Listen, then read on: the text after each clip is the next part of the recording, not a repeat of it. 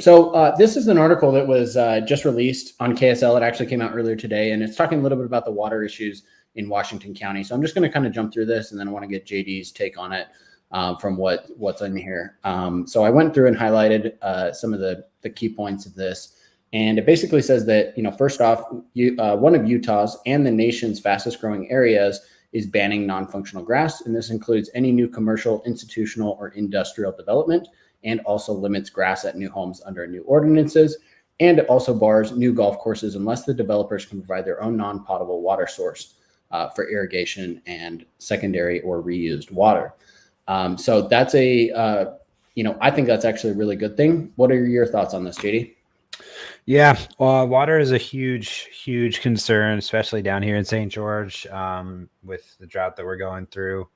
And so where we can save water, it's super important, mainly because with the amount of growth that is planned, especially for this area, water is going to be a huge factor in that. To be able to accommodate the growth, we're going to need to be able to have a very water sensitive government in place that can make sure we regulate and continue having the healthy growth that St. George is seeing. So yeah, it's awesome to see that they're putting some of these things into effect to kind of help stop some of the water stuff. The big problem down here is all the golf courses. Like, I'm a big golfer, and I think we have more golf courses in an area closer together than any other city in the whole United States. So many golf courses. It's like I can drive 5 minutes anywhere and hit a golf course. Yeah, which is great when you're a golfer, but definitely not good for water. Right. That makes it difficult.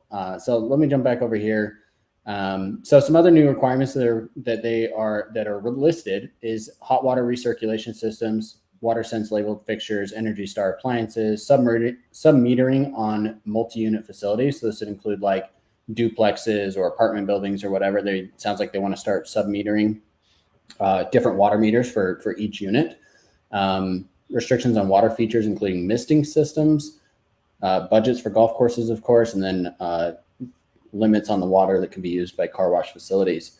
It also says that St. George is the county's largest city, and it's also the fastest growing metro area in the nation. But the area has come under fire for its water practices, especially for a county that's experienced drought conditions in 16 of the last 20 years. I actually read somewhere that the whole Western United States is actually like in this cyclical drought that apparently happens like every couple hundred years. And apparently, I could be wrong, but apparently that drought is supposed to end. It started in about 2000 and, is supposed to end somewhere nowish. I heard the same thing. Obviously, that's not happening, so I don't know what's going to happen. But one of the big changes that aren't mentioned in this is whenever you're in the building industry. I'm a general contractor myself, and if you're going to be taking on a new subdivision right now, the city is enforcing desert landscaping or desert sensitive landscaping, especially on the front yards now of a lot of new building communities.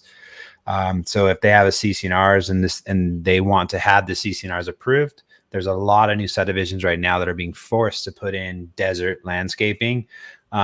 And actually, there's subdivisions that are being essentially awarded grants to change their grass landscaping, their high water landscaping into desert landscaping as well in St. George right now.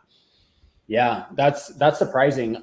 From your perspective, why is it more expensive to do desert landscaping? Because I know sod's not cheap. It depends on what you do with the desert landscaping. If you're putting in like large palms and you're putting in like tropical desert plants, yeah, it's probably going to get more expensive, especially with like nice boulders. Yeah.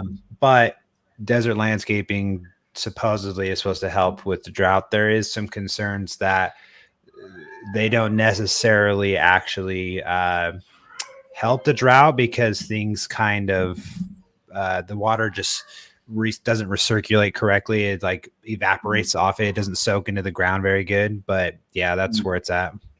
So it seems kind of like a double-edged sword. But I mean, that's something that, like, from my perspective, I mean, grass is great, but honestly, most of the time it doesn't get used. At least not that I see. I mean, people go to the parks and stuff, sure, but it's pretty rare that people use it in their house. So I don't know. I'm kind of a big believer in that. That like, hey, I think everybody could kind of do their part. We live in a desert. Let's just kind of make that a requirement for these new houses because it's not getting any better. The only fix to this problem is to just make these changes rather than just wait it out and keep allowing the same thing over and over. Right. I agree. I think the changes are good. And honestly, I kind of like desert landscaping. I have grass in the backyard. I got dogs. So, Yeah. I mean, grass in the backyard is always great. And desert landscaping in the front. Yeah. Know.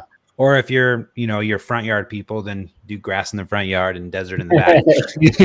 Yeah, most people would have turned into weeds. But yeah, I hear you, man.